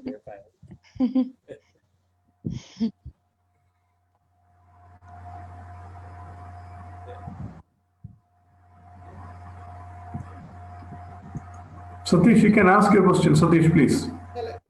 Yes. Again, it's a small question, but expect a little bit explained answer. Okay. In Koothatukulam and Shastangota workshops, physical theater or traditional theater training methods apart from these Stanislavskian system? Thank you. I don't remember it exactly. It happened some 50. I know it came later when School of Drama was established. Then these things, and it was later. That means after the experiments of Kavalam, that is these things were introduced, and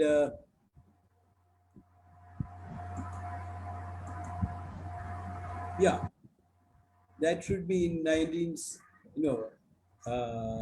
I think in 70s, towards 70s, these things came into. That means after 68, 69, 7, you start 70, all these things were introduced later.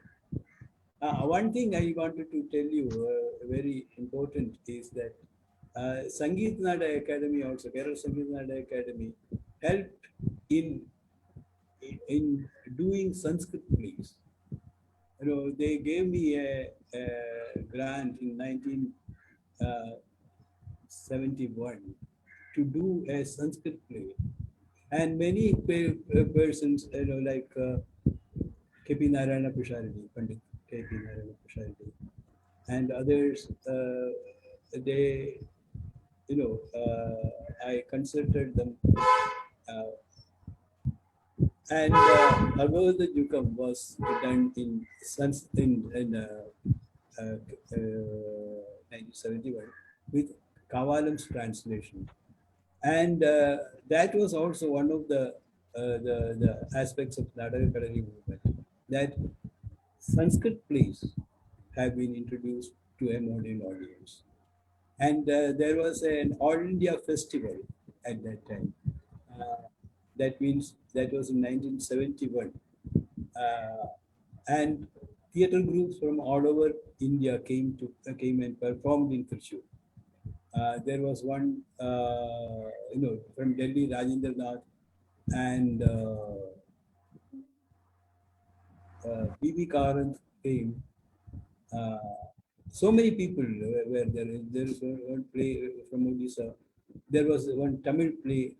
If I remember correctly, the festival was inaugurated by M. Karnanidhi, a theatre person, from our own neighborhood. I think. And Guru Gobinath was there. Girish Karnad was there. B.V. Karant was there. And so many others. B.V. Karant brought Burnham one? No, he brought some other play. I don't remember it because I was very busy in rehearsing my own play. So I could not see many of the plays. Yeah, my play was the last play. So I was busy in rehearsing the play, so I could not see the plays. Yes, Kavalam also did not see. Kavalam also with me. So I was busy in doing my play, and that's why I was not. Which was the play? Which was the play you directed for that festival? Bhagavad Jugam. You know, if you have that Sudhir Babu, can you show that image?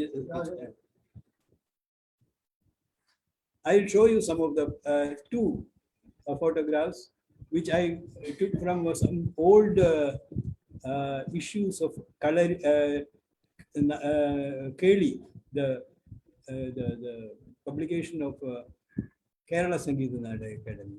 It is here we try to interpret a play. The whole style was not Natyadharmi, it was Natyadharmi plus Lokadharmi. And that was the first time when we tried to interpret it in the Kerala style. That means in costumes and so on. I will show you two photographs of that. And one thing I wanted to tell you, when I was working with Shanta Gandhi, Govardhan Panchal, our teacher Govardhan Panchal also was associated with their productions. They told me, when you go to Kerala, get trained Kathakali and trained actors more in any traditional form, and then do a play, Sanskrit play there. And that is how we got some Kathakali actors, and then some people who were good in Mohiniyattam and Bharatanatyam, etc. And did a play in that kind of style. And that was the first, and Dr. Suresh Avasthi mentioned it in many times in his essays. And that was the first time when the costumes and the Kerala tradition was used. The way even in style of speech, etc. Not only the Kerala, many things were there. I will show you two photographs.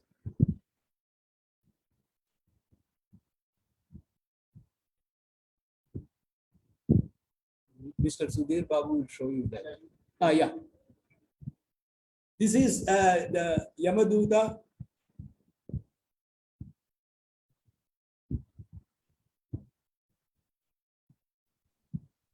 This is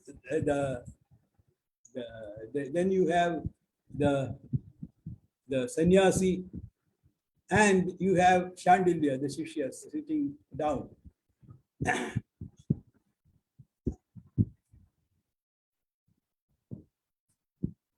So it was a mixed form between Kathakali, folk forms of Kerala, and even in speech patterns, it resembled sometimes Jatra or Bhavai or so, things like that. So you had the feelings of so many things in that. So it was not exactly the Kerala type. Here you have the next one. That was in 1971. That was the part of that festival, Bhagavad Jugam. And Guru Gopinath, he liked immensely. He Guru Gopinath, and I invited him to the rehearsals, and he gave us some suggestions, and they were incorporated into that. He told us that what ragas to be used where. And Kavalam suddenly responded to it and then made 2 songs according to the to what Guruji suggested. So we had people like Guru Gopinath, helping us in giving us suggestions in the production of the play. Your Mattavilasim Yeah, that was the department was class production, and not the traditional actors with the students. Students, yes. And they imbibed so much of the tradition through that production. It was a beautiful, memorable production. This is what it is. Here you have Chandilya sitting down. You have Kalamandalam Sankara Narayana, a trained Kathakali actor here as the Guru. Now he is a great actor. He is a very established actor. And you have 2 persons who, Amrita and her disciple, as Vasanta Sena and Dasi. They were both in trained in Kathakali and in Mohiniyattam and Bharatanatyam. That was way back in 1971, and it was Shantaji and it all goes to their and Govardhan Panchal, who gave me this suggestion that I should do this man. Okay, I have only 2 photographs with me.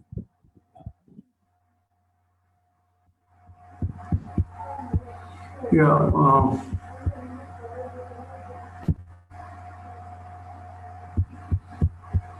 Yeah, thank you, Vamaji, for showing that photographs. I could notice that on the floor you have marked with the lines and the spaces divided so that maybe the positions of actors are marked and planned like that. So that's interesting to see. Yes. Yeah. And maybe you have been talking to us for a long, and just maybe take the last question from Arun. Arun, can you come up and ask it by yourself, or shall I read it? Arun, if you're coming, you can give the full name also. Arun. Arun, are you coming in? I'll tell you, Varmaji, what Arun has typed. He has appreciated your talk very much. And about the Gopi, the actor Gopi and his acting style, etc. Bharat Gopi.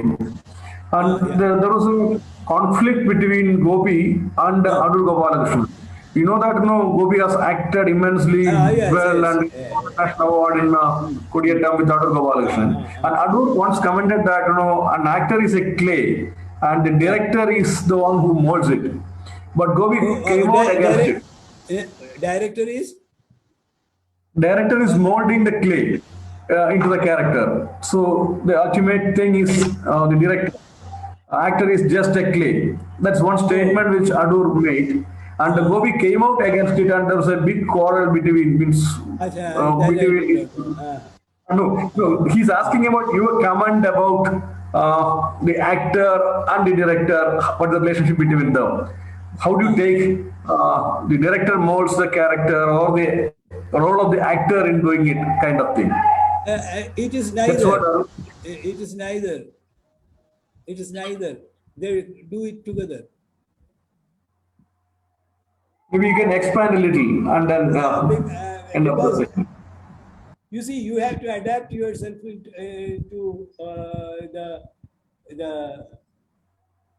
the nature of an actor. See, one person is different from other one. You will think something, and then you may try to impose it on someone which he will not receive. So you have to find your own method, method of adapting yourself to that person. That is what, otherwise, there will be always conflict. Because an actor is a completely different, this is what Craig said, acting is not an art, he said. Because, he was trying to impose everything, and that is why he said that I will think something and the actor does something else, and I cannot approve of it. So he thought of super mariners, from whom he can control. Theater is completely different from other arts, because now you have different persons, and they are different people, and art means balance. And if you design something and somebody goes out of your design, that is out of balance. So he wanted a super mariner so that he can control everyone. This is like the puppetry. So if you move your hand like this, the puppet also will do that. That is not done in theater. You have to work with different people and you have to respect their existence, in the existential way. That is why that is how you can do. Otherwise, it's difficult. Each person is different. Each character is different. How can you? And some people would find it difficult to get into that character, because certain things you may reject of that character. And as Brecht said, it is important for you to say, for an actor, you can also say where I disagree with this character. That is his individuality. That is as an actor, he should be able to say this is what the character, the flaw. The ancient people also saw the flaw. That you should realize that there are certain things which are not there in you, but then how to put yourself into that. And sometimes you can also say that I disagree with this character, and that is how the Brechtian thing comes. I reject this, and then you should know why I reject this and project it to the audience. This is what this man is doing. This is my Mother Courage is doing. I don't approve of it. I don't approve of this thing.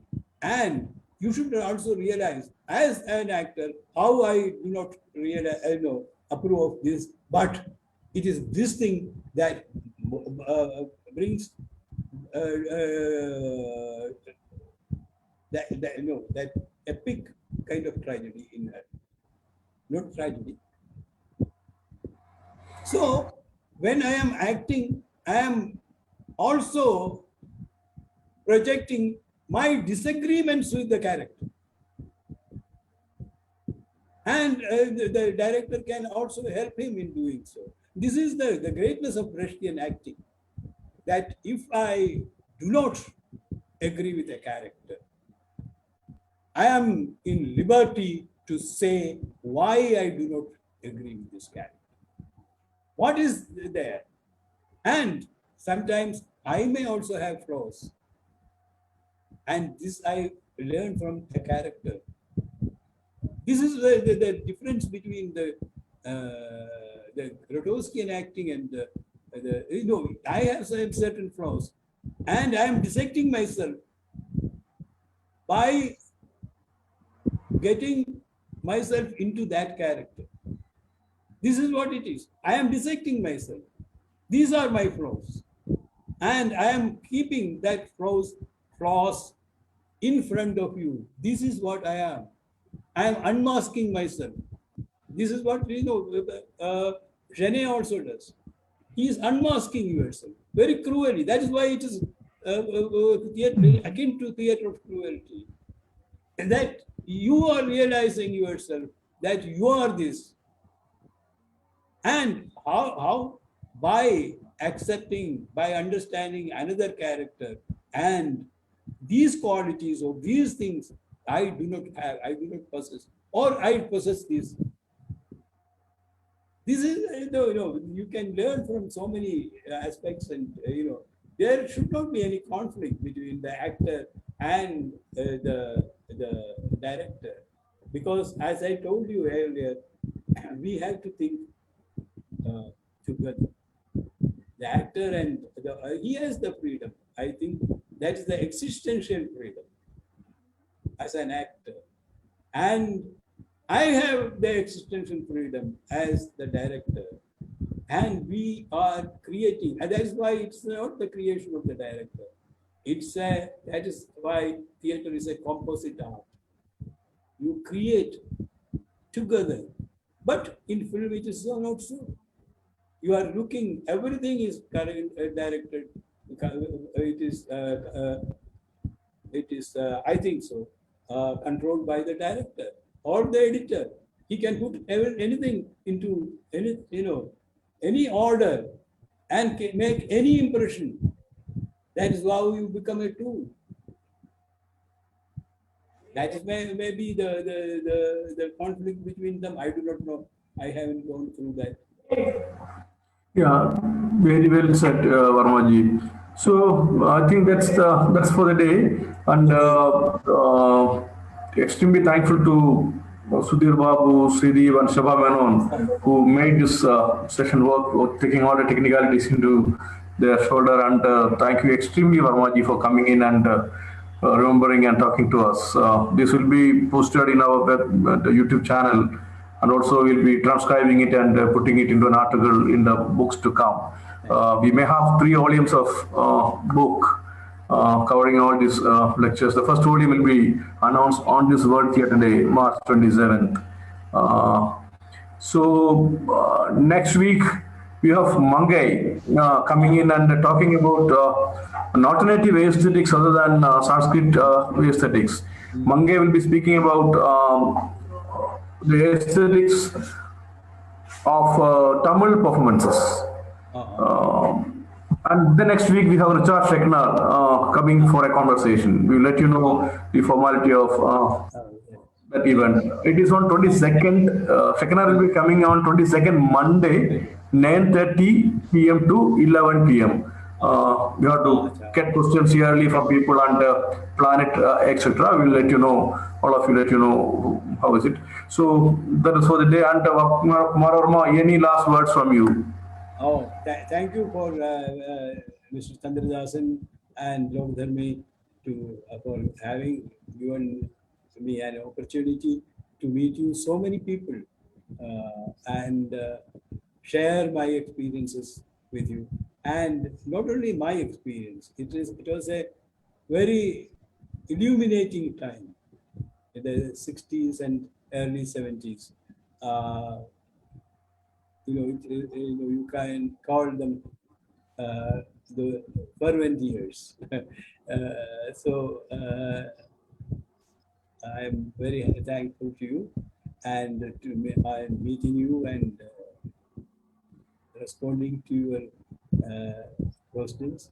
And Professor Chandradasan, you can also have Rani Belbir Kaur, my erstwhile colleague, and she is a very eminent actress and director of Punjabi theatre. Thank you, Kumar. Listening to you has been an experience to cherish. It was so enlightening discourse. It was so full of knowledge, and the genuine experiences that you have had with the first-hand knowledge about everything that you talked about. It was so wonderful, Kumar.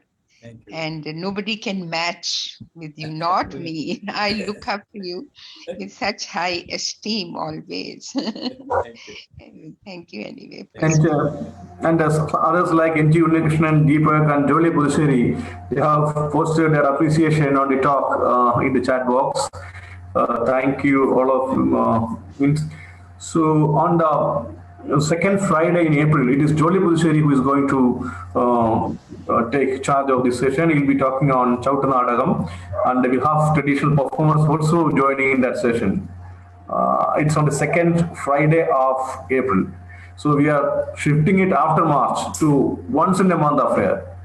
We'll have more people to coming in and interacting. So thank you all. See you next Sunday, 11 a.m. with Mange. Thank you. Thank you very much. Thank you all.